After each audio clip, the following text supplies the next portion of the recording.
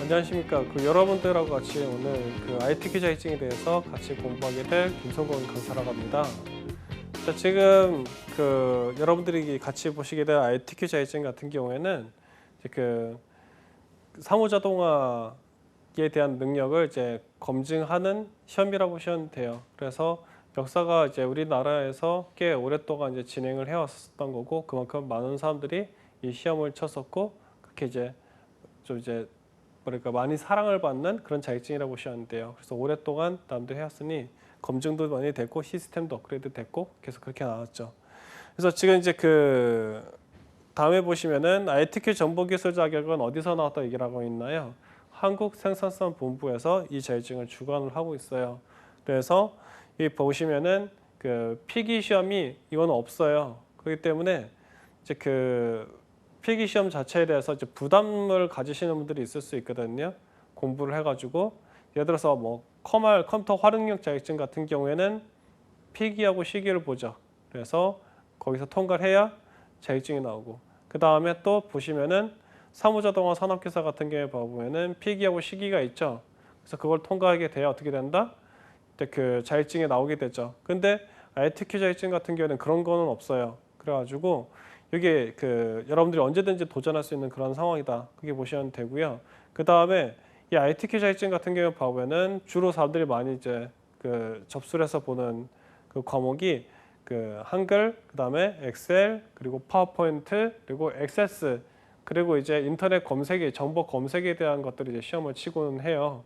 그래서 이 지금 말씀드린 이 대표적인 4개 혹은 5개의 과목들을 사람들이 보면서 어떻게 되냐면은 본인들의 이제 사무 실력을 이제 강화시키는 사무 자동화 능력을 이제 강화시키는데, 근데 다른 커말이나 혹은 사무 자동화 산업기사나 혹은 요즘에는 요즘에도 그래도 좀 하긴 하는 모스라는 자격증이 또 있어요. 근데 그런 자격증들하고 차이에서 보면은 ITQ가 굉장히 강력한 이제 장점을 많이 가지고 있는 게 아까 얘기했던 업데이트제인데, 처음에 여러분들이 C등급을 받거나 B등급을 받았어요. 근데 나는 A등급을 받고 싶어요. 그리고 나는 준비를 더 많이 했어요.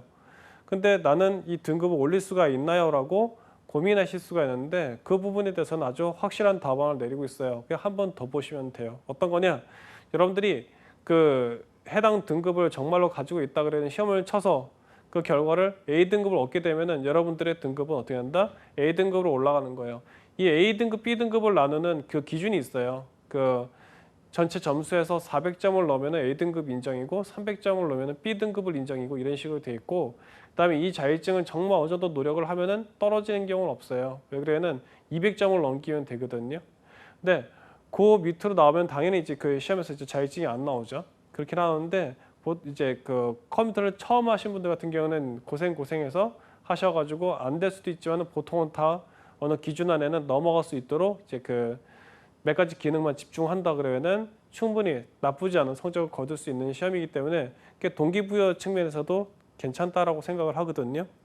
자, 그래서 이제 보시면은 이제 이 자격증 같은 경우에 보면 필기가 없고 그 다음에 실기로만 돼 있는 국가공인 자격증이거든요. 국가공인 자격증이기 때문에 이 자격증을 땄을 때도 외부에서 인정을 또 해줘요.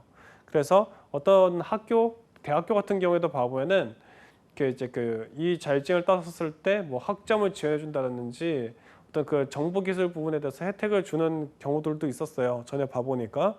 그 다음에 ITQ 자격증 같은 경우에 봐보면은 이제 특정 개수, 이게 지금 4개 정도 그 이상의 이제 과목에서 점수를 이제 A등급 이상을 받게 될 경우에 이제 ITQ 강사 자격증도 나오고 그렇게 제도가 돼 있어요.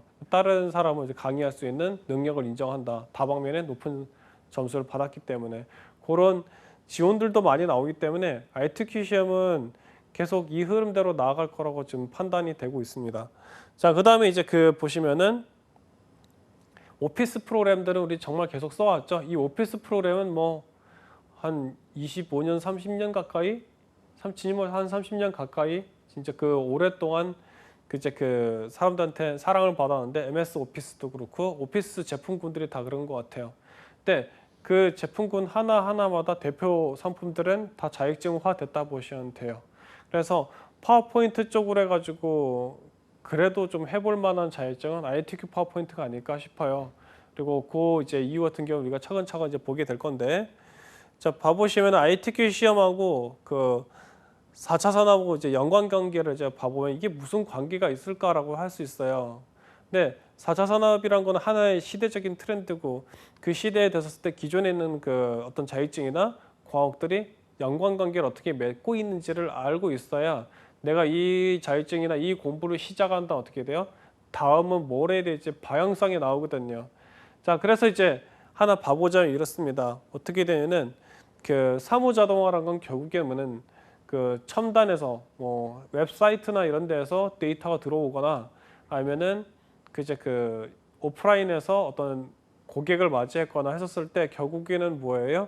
고객에 대한 원천 데이터를 수집하게 돼 있거든요. 오피스 프로그램들이. 엑셀 같은 경우에는 소스를 데이터를 백데이터를 계속 받게 되고 그 다음에 파워포인트 같은 경우는 뭐 제안서를 쓰거나 우리가 PT 자료 같은 걸 쓰잖아요. 그런 걸 통해서 어떻게든 비즈니스가 성립이 될 수 있도록 힘을 발휘하고 그 다음에 이제 액세스 같은 경우는 엑셀에서 넘어왔었던 데이터들을 빠르게 DB화 시켜버리고 DB에다 저장할 수 있게 해주고 이제 그런 것들 그다음에 한글 같은 경우는 이제 문서들 공문서를 다루거나 그런 작업을 할 때 또 이제 쓰이죠. 그래서 각각의 프로그램 자체가 어떻게 보면 비즈니스에서 다루게 되는 원천 데이터에 굉장히 가까이 다가가고 있거든요. 그런 데이터를 쌓은 다음에 우리는 뭘 해볼 수가 있을까요? 바로 어떤 거예요? 그 데이터 분석 쪽이라든지 그다음에 빅데이터야 워낙 데이터가 많아야지 가능하긴 하겠지만은 이런 것 이제 이런 형태로 해서 쌓여 있는 데이터들을 다루게 된다 그래는 엑셀 같은 경우에 봐보면은 그게 이제 그 100만 행 정도의 데이터들 행을 레코드를 저장할 수가 있어요. 근데 액세스 같은 경우는 하드디스크나 이런 디바이스가 봐줘주는 한도 내에서 계속 저장을 할 수가 있거든요. 그렇기 때문에 여기 있는 그 MS 제품군 가지고도 어떻게 되면은 데이터 분석을 위한 원천 데이터를 많이 축적할 수가 있어요.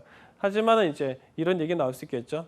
그러니까 그 정식적인 빅데이터나 이런 걸 하기 위해서는 그 뭐 하드웨어 에코 시스템을 구축을 해야 된다든지 여러 가지 얘기를 하겠지만은 우리가 제한된 환경 내에서 데이터 분석이나 여러 가지 작업을 할 때는 MS 오피스를 가지고도 해볼 수 있는 것들이 꽤 이제 많이 있다라고 보시면 될 것 같습니다.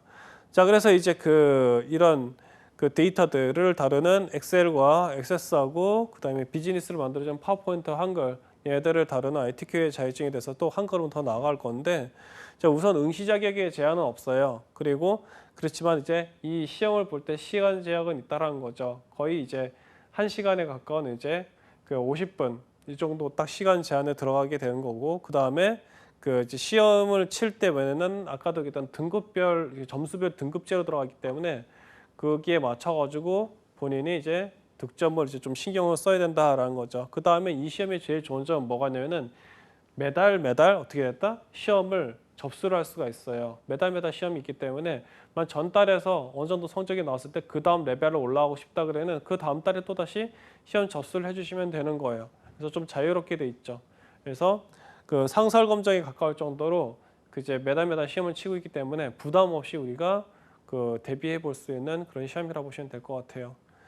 자, 보시면은 이렇습니다. 앞에서도 얘기했던 그 과목들이 쭉 나와 있죠, 그렇죠? 아래 한글, 엑셀, 파워포인트, 액세스, 그리고 그다음 인터넷 검색 등에 대해서 이게 나왔었고, 자, 그다음에 이제 보시면 아시겠지만은 이게 할 줄 안다고요. 절대 좋은 점수를 낼 수 있지는 않아요. 우리가 어느 정도 할 줄 안다 그러면 머리를 써가지고 함수식을 써가지고 빨리 엑셀 같은 경우에 끝내고 뭐 이렇게 딱 진행을 해볼 수 있긴 하겠지만은 이 ITQ 시험의 정말 독특한 점인데요. 난이도가 그 나쁘지 않은 그게 나쁘지 않다는 뜻은 꽤 아주 다가가기 어려울 정도로 어렵다는 뜻은 아니에요. 할만한데 되게 독특한 점이 뭐가 있냐면요. 이게 양이 많아요. 양이 많아가지고 정말로 이거에 대해서 마스터하지 않으면은 그 제한된 시간 안에 그 작업물을 완성하는데 어려움이 있거든요.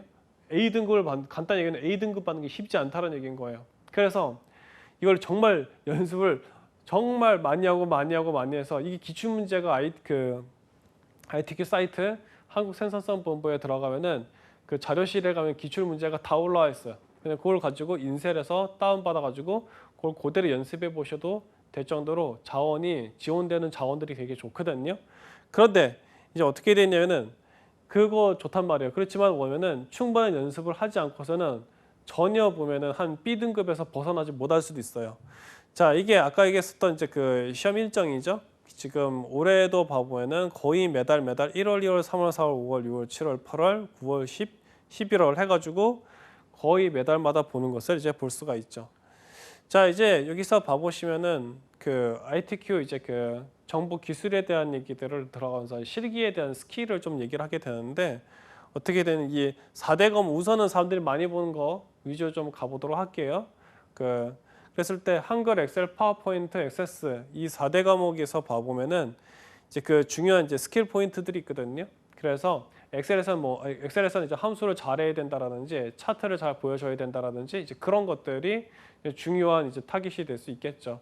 파워포인트는 도형을 잘해야 되죠. 이상하고 독특한 도형들이 많아요. 근데 그 도형을 하나씩 뜯어보면은 도형들이 모여가지고 뭉쳐져가지고 하나의 그 덩어리를 이루면서 이제 그 타겟 이제 그 어떤 다이어그램을 만들 때가 있거든요. 네, 그런 걸 이제 우리가 한 번에 보자마자 아 얘는 원래는 이거를 합해가지고 만든 애야라는 것을 알아내려 그러면은 그만큼 파워포인트에 대한 작업을 많이 해봐야 돼요. 그래야지 순간적으로 보자마자 어떻게 조작을 하면 된다는 게 머릿속에 딱 떠오르게 되는 거죠.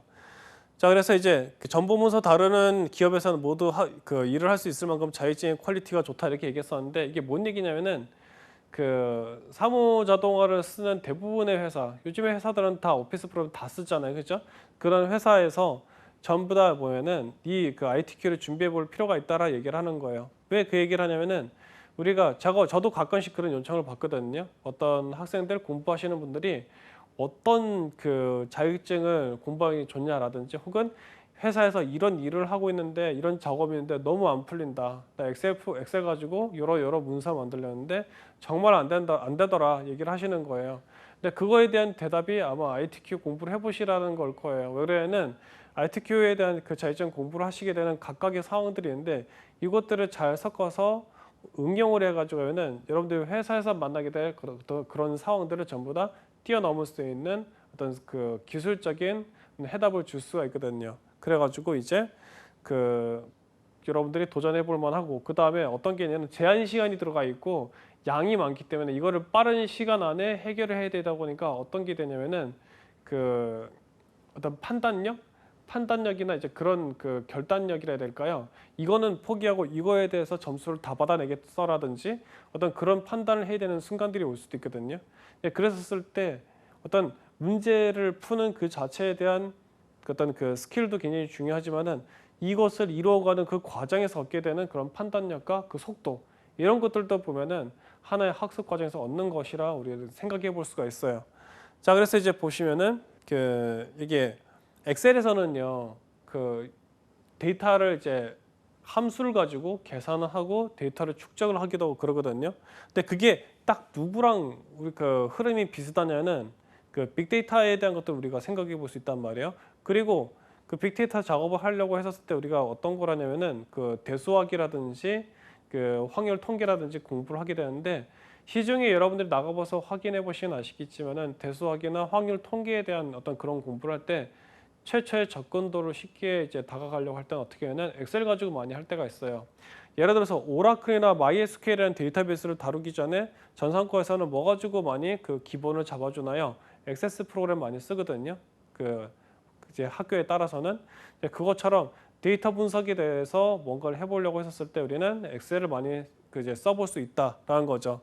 그래서 우리가 이제 그 차세대 그 새로운 기술들, 도전적인 그 기술 업체들 같은 경우에는 뭐 당연히 엑셀 쓰기를 하겠지만은 그런 업체들이라 하더라도 봐보면은 다른 것보다도 보면은 그 업체에서 일하시는 사무직에 있는 분들은 어떻게 돼요?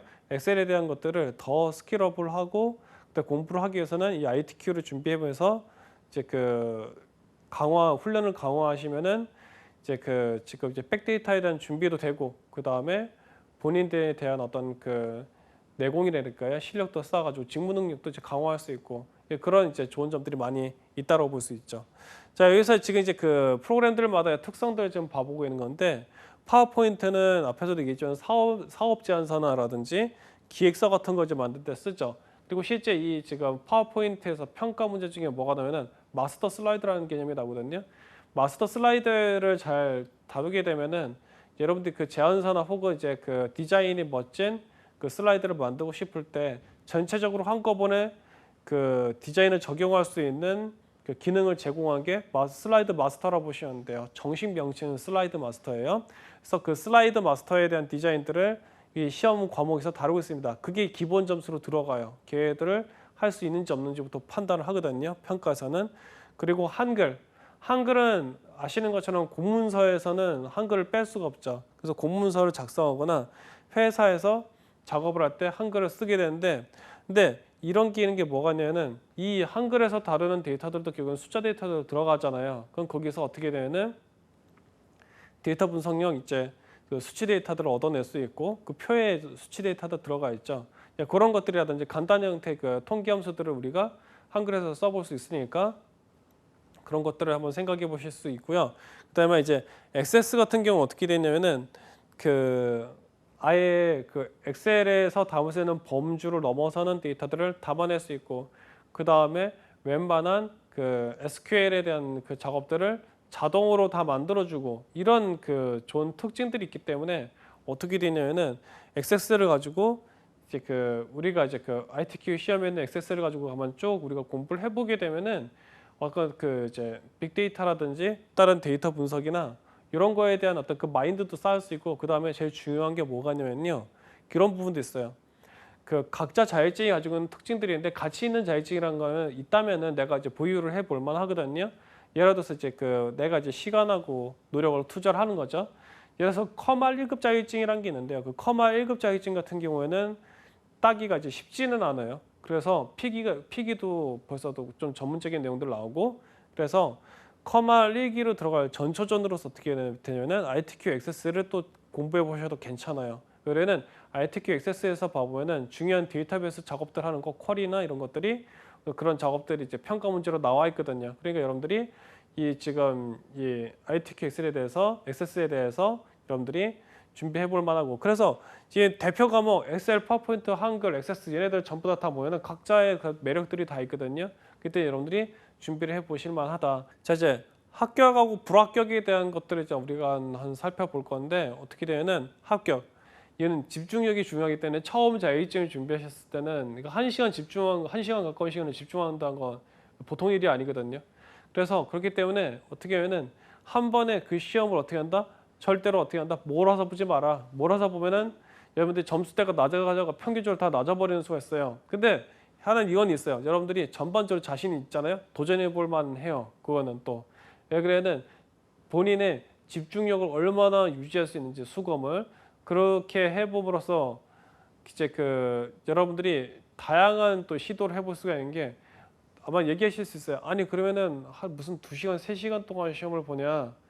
그 굳이 그럴 필요가 있나요? 하실 수가 있는데요. 전자상거래 관리사라든지 어떤 특정한 자격증들은요. 뭐 시험 시간이 뭐 그냥 1시간이 아니고 뭐 2시간, 3시간 그다음에 뭐 컴퓨터 그래픽스라든지 그 전자출판 실기라든지 이런 애들은 보면 4시간을 시험을 쳐요. 그러니까 그 시간 동안 집중을 하는 거잖아요. 그 인내력, 그 시험에 수검할 수 있는 그 힘을 만들어주는 것이 바로 뭐냐면 그 연속된 시험들이라고 볼 수 있거든요.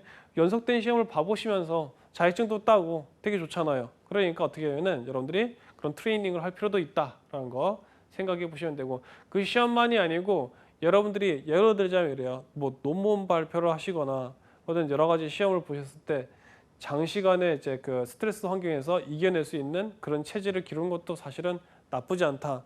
그래서 이제 이 얘기를 하고 있죠. 세 과목이라 이렇게 연달아 보는 게 너무 스트레스 쌓이면 2과목이라도 한번 봐봐라. 그렇게 해가지고 하면은 그 이제 집중력이 강화돼 가지고 그 이제 그렇게 보는 시험들은 다 성적이 좋게 나오겠죠. 우리가 그런 것들을 생각해 볼 수 있다라는 거죠. 그다음에 그 자격증을 위한 자격증보다는 이 합격 포인트 두 번째 보면은 이런 거예요. 자격증을 위한 자격증보다는 기능 자체에 대한 숙련도를 올려가지고 그 이 기능을 기능도 쓰면서 계속 상상을 해보는 거예요. 이게 흔히 IT 교육계에서 얘기하는 초심자의 행운이라고 그러는데 거기서 오랫동안 공부하셨던 분들 같은 경우 이게 그 너무 익숙해져 버리는 나머지 신비함이 사라지는 거예요. 근데 해당 업계에 대한 해당 학문에 대한 처음 공부를 진행하신 분들은 이게 초심자의 행운이라 부르는 게 그런 부류인데 독특하고 창의적인 질문을 할 수가 있거든요. 그리고 굉장히 깊이 파고 들어갈 수 있단 말이에요. 그래서 이제 지금 이제 어떤 기능을 공부하게 됐을 때 이게 이런 거고 연결이 돼 볼 수 있지 않을까라면서 계속 추측이나 생각을 해보면서 공부를 해 들어가면은 이게 이 기술 자체가 자기화되는데 큰 힘을 발휘하게 될 거예요. 그래가지고 그렇게 하나씩 해서 들어가는 공부를 하라. 그러면 이제 그 진정한 실력이 쌓일 것이다라는 거. 자, 불합격의 원인에 대한 게 딱 나왔는데 이 시험의 유일한 난점은 뭐라 했었죠? 계속 얘기했던 분인데 바로 시간이에요. 이 시간이 왜 중요하냐면 이래요. 시간 배분을 하라는 얘기가 아니다라는 얘기 좀 포인트로 제가 넣었었죠. 어떤 거면은 이 시험은 400점대 이상으로 끌어올리면 그만큼 시간을 많이 들여가지고 시험지에 있는 내용은 어떻게 돼요? 빠르게 구현해내는 능력을 최적화시켜야 돼요. 그래가지고 어떻게 하면은 이게 그렇게 하지 못할 경우에는 어떻게 되냐면은 이 아무리 어느 정도 노력을 해도 이게 300점대를 돌파를 못해요.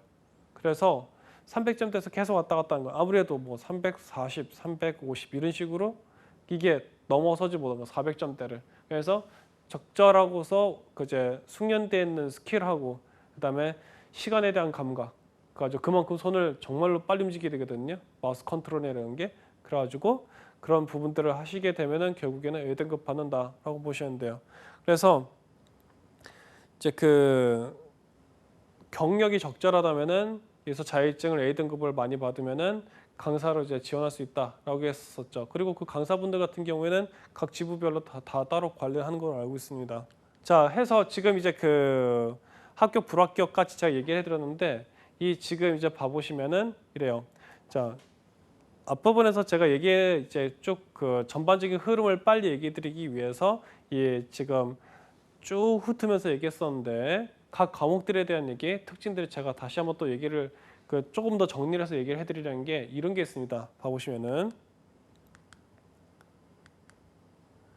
자, 여기 한글 같은 경우 어떻게 됐냐면요 이렇게 돼 있어요. 그 페이지를 주고요. 그 다음에 그게 대해서 입력을 하라고 해요. 간단하죠. 근데 이런 게 있습니다. 아까도 얘기했죠. 제한 시간이 있다고요.